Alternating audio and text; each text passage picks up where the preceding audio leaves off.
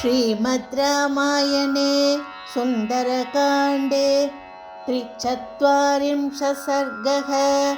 ततः स किङ्करान् हत्वा हनुमान् ध्यानमास्थितः वनं भग्नं मया चैत्य प्रासादो न विनाशितः। तस्मात् प्रासादमभ्येवम् इमं विध्वंसयाम्यहम् इति सञ्चिन्त्य मनसा हनुमान् दर्शयन् बलं चैत्यप्रासादमाप्लुत्य मेरुशृङ्गमिवोन्नतम् आरुरोह हरिश्रेष्ठो हनुमान् मारुतात्मजः।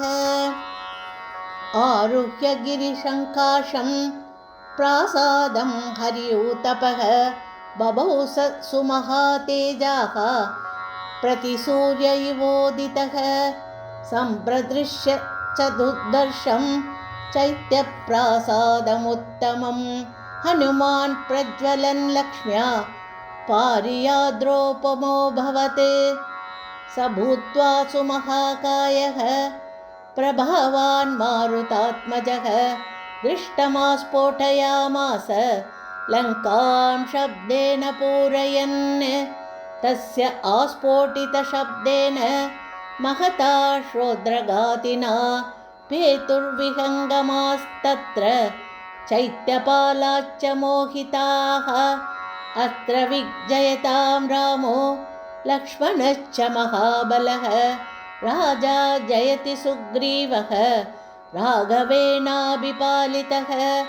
दासोऽहं कौसलेन्द्रस्य रामस्याक्लिष्टकर्मणः हनुमान् शत्रुसैन्यानां निहन्ता मारुतात्मजः। न रावणसहस्रं मे युद्धे प्रतिबलं भवेत् शिलाभिस्तु प्रहरतः पादवैश्च सहस्रशः। अर्दयित्वा पुरीं लङ्काम् अभिवाद्य च मैथिलीं समृद्धात्तो गमिष्यामि मिषतां सर्वरक्षसाम्। एवम् उक्त्वा महाबाहुः चैत्यस्तान् हरियूतपः ननाद भीमनिह्रादो रक्षसां जनयन् भयम्।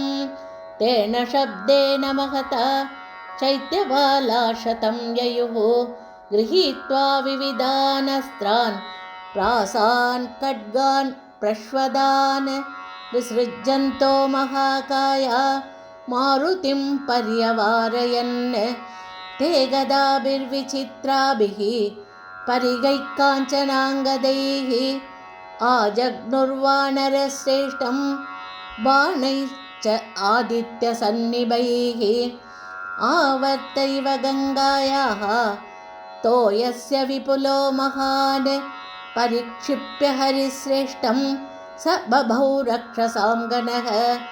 ततो वातात्मजः क्रुद्धो भीमरूपं समास्थितः प्रासादस्य महांस्तस्य स्तम्भं हेमपरिष्कृतम् उत्पाटयित्वा वेगेन हनुमान् पवनात्मजः। ततस्तं भ्रामयामास शतधारं महाबलः। तत्र चाग्निः समभवत् प्रासादश्चाप्य दह्यत। दह्यमानं ततो दृष्ट्वा प्रासादं हरियूतपः स राक्षसशतं हत्वा वज्रेणेन्द्र इवासुरान्।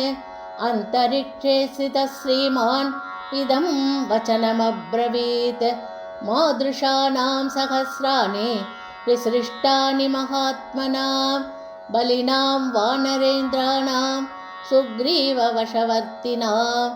अटन्ति वसुधां कृष्णां वयमन्ये च वानराः। दशनागबलाः केचित् दशगुणोत्तराः केचिन्नागसहस्रस्य बभूवुस्तुल्यविक्रमाः।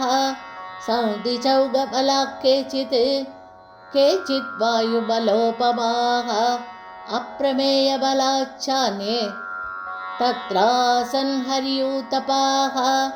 ईतृक्विदैस्तु हरिभिः वृतो दन्तनकायुधैः शतैः शतसहस्रैश्च कोटिभिरैदैरपि आगमिष्यति सुग्रीवः सर्वेषां वो निषूदनः नेयमस्ति पुरी लङ्का न यूयं न च रावणः यस्मादिक्ष्वाकुनादेन बद्धं वैरं महात्मनः यस्मादिक्ष्वाकुनाथेन बद्धं वैरं महात्मना इत्यार्षे श्रीमद् रामायणे वाल्मीकीये आदिकाव्ये सुन्दरकाण्डे 43 सर्गः। श्रीहरये नमः श्रीहरये नमः श्रीहरये नमः। जानकीकान्तस्मरणं जय जय राम राम। आञ्जनेयमूर्ति की जय। सद्गुरुनाथ महाराज की जय।